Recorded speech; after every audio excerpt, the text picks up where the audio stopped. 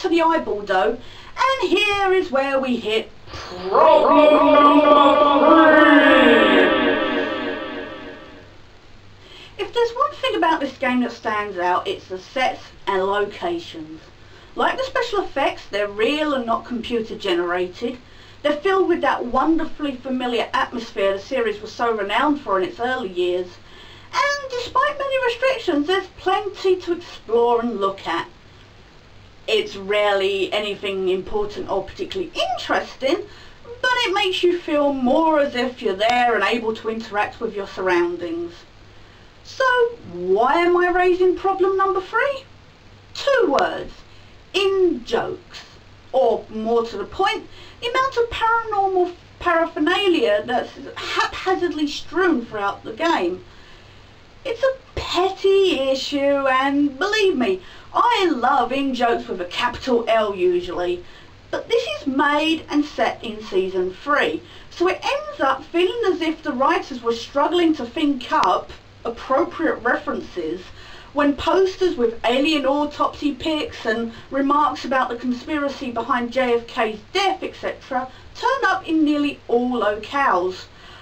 I don't know if they're insinuating the folks in Washington State have nothing better to do with their time but consider these things, but when the characters displaying or in ownership of stuff later balk at the very notion of the black oil being an alien entity, or aliens existing at all, it feels far too contrived. As it is, far too many of the references are centred around Season 3. The only thing I remember noting from previous episodes was a leaflet at the motel Mulder and Scully were last seen at, advertising the zoo referenced in the Season 2 episode Fearful Symmetry. And that wasn't even placed subtly. It was right there on the reception desk on its own.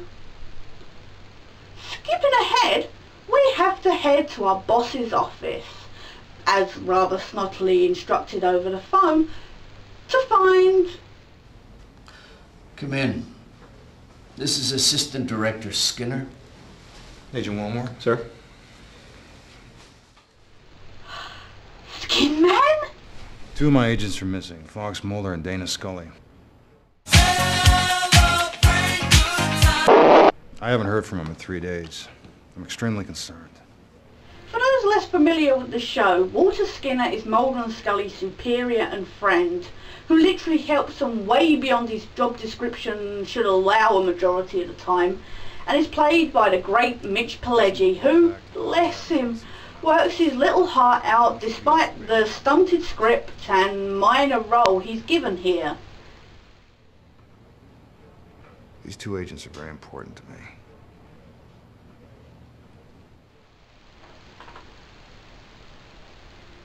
Could the testosterone level in this office get any higher at this point? So the assistant director has come to track down his 2 missing agents. This is clearly an important matter, and what is Willmore's first question available to ask? Are they romantically involved? Yup. He wants to know if it's okay for 2 agents to elope so that he can plan a nice trip away with Agent Cook next spring. Okay, maybe not for that reason, but the fact that he's so eager to ask does make me suspicious. I've never made it a secret that I'm a shipper, but come on! This is Season 3! The season when Chris Carter was insistent on making the point that these 2 weren't seriously getting it on with each other every night by having them arguing and sniping every time the camera was on them. If I knew they weren't romantically involved, I dread to think how Skinner... I don't know. I don't think so. ...can be so clueless. Anyway... Oh, you have got to be kidding! Have they been romantically involved in the past? As I say, I don't know. I don't believe so. You tell him, Skin Man! Is Willmore accusing the assistant director of the FBI headquarters of lying and withholding information, or is he just plain ignorant?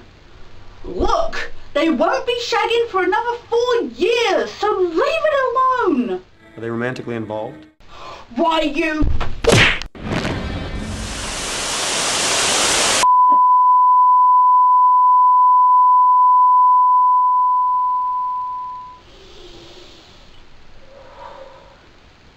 Skinner gives us the personnel file and his agents, which has Scully listed as 3 inches shorter than we know she is, or what's listed anywhere else in the game, and offers to help out as much as possible. Before we're told to give our existing cases to Cook I know he's busy, but this is priority. and put out an APB on Mulder and Scully. Bringing us to the computer system. You can get Cook to put out the APB, and I normally would because, well, I'm lazy. But I wanted to show you this because it's one of those devices that does get used more than twice, but very rarely for any real form of development to the story. I would then chalk it up as problem number 4, but in fairness, when it's useful, it's actually pretty cool. You can search for license plate numbers, match fingerprints to the database via the ING system, and download coordinates for your PDA. Other than that though, it really is frustratingly pointless. I get the sneaky suspicion that it's supposed to be another gimmick piece to make you feel more interactive with the set, but the ING system is the most tedious thing I've ever wasted time on, spouting information even less interesting than the pointless facts stored on even more crap X-Files spin-off unrestricted access. And that is saying a lot considering how much a waste of time that was. And as for the emails, well, take a look for yourself. What does your FBI do with its case files once the cases have been resolved? Has this guy never watched Cold Case? Or even perhaps, I don't know, the X-Files? Everyone knows all case files are stuffed in pretty white boxes and stored in a massive warehouse until some do-gooder rookie agent comes along in 20 years or so to dig everything up and overthrow the initial ruling. I'd love to get a hold of one or two. I've got an idea for a juicy fanfic and my beta reader has suggested that I do some in-depth research to get a real feel for the story and characters. Boring! None of this has any effect on anything whatsoever in the rest of the game. And it's not even as if you have the ability to send an automated reply. That at least would have given this section some sort of meaning. Actually, you know what? To hell with it. This really is problem number 4. It's stupid. It feels like the big white elephant in the middle of the room, and I want the minutes I wasted on this thing back. With the APB, which also has no bearing at all on this game, sent, we lock and load and head out with Super Sex God Skinner to the Comity Inn, which, incidentally, isn't in Comity Carroll County like the Season 3 episode Syzygy, where Mulder and Scully were staying before they decided to start breaking in places during broad daylight. Here, we're instantly faced, literally, with problem number 5! Can I help you? Am I close enough to the camera?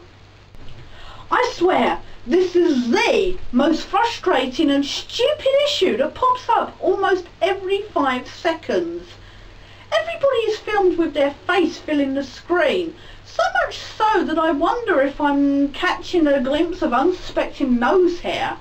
It's creepy, disconcerting, and just plain bad cinematography.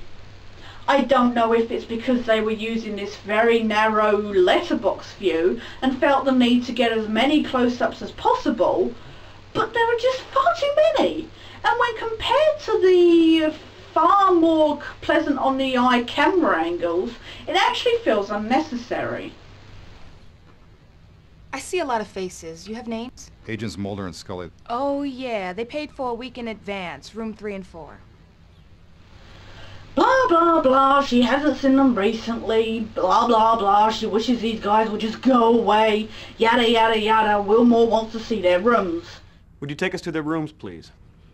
Sure, come this way. And behold, amazingly, they had the 2 rooms right next door to the motel office. How convenient. So Willmore struggles to find any shred of proof that Scully and Mulder have disappeared on a romantic vacation by asking if the joining door between the 2 rooms was unlocked, to which our unnamed stereotype They asked you to snarks. unlock those doors? Did they look unlocked? No, they didn't. You go, girl. Wait a second. Did he just...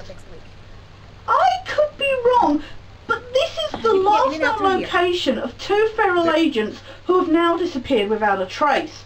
Everything here could be classed as evidence. And he's picking up that bottle without any gloves on, or something to stop his fingerprints contaminating the scene? For all we know, Mulder could have been drugged. Why don't you start with Let's go Skinner to investigate Scully's room. Though, really, if standing there by the window, longingly gazing at her bed is regarded as investigating, I'm doing far too much work here. Cue in-joke, in-joke, in-joke. Oh, actually I like this one. It's much more in place. In-joke. That's where that went. That's supposed to stay in the lobby. Agent Mulder has some interesting reading habits. A case file which I guess is supposed to help us get an idea of what Mr. and Mrs. Spooky were working on, but doesn't. And then there's, well, this.